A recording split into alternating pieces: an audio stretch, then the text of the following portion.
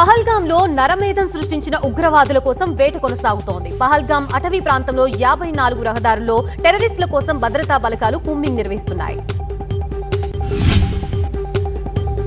పహల్గాం అటవీ ప్రాంతంలో CRPF, BSF, Jammu Kashmir పోలీసులు ఉగ్రవాదుల కోసం గాలిస్తున్నాయి.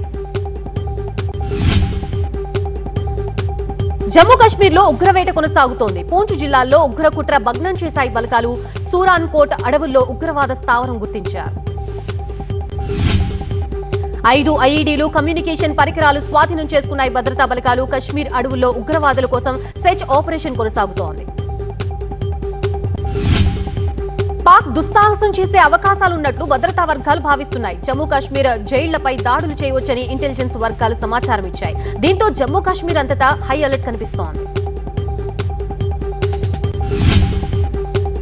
పహల్గాం దాడి తర్వాత పాకిస్తాన్ కవ్వింపు చర్యలు కొనసాగుతున్నాయి. 3 రోజుల్లో రెండోసారి క్షిపణి పరీక్ష చేసింది పాకిస్తాన్ సైన్యం. ఫతా సిరేసా మిసైల్స్ ని పరీక్షించింది.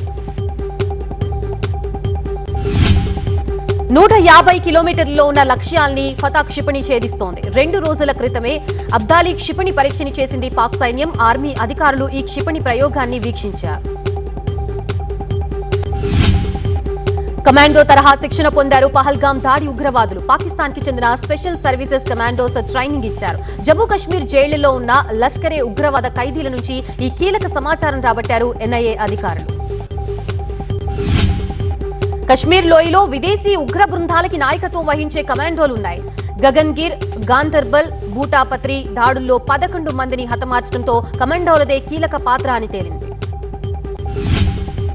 లష్కరే ఉగ్రవాదులు, కమాండోల కోసం భద్రతా బలగాలు వేట సాగిస్తున్నాయి. ఇప్పటికే 100 మందికి పైగా ఉగ్రవాద సానుభూతి పరుల్ని అరెస్ట్ చేశారు. వారి నుంచి కీలక సమాచారం సేకరిస్తున్నారు.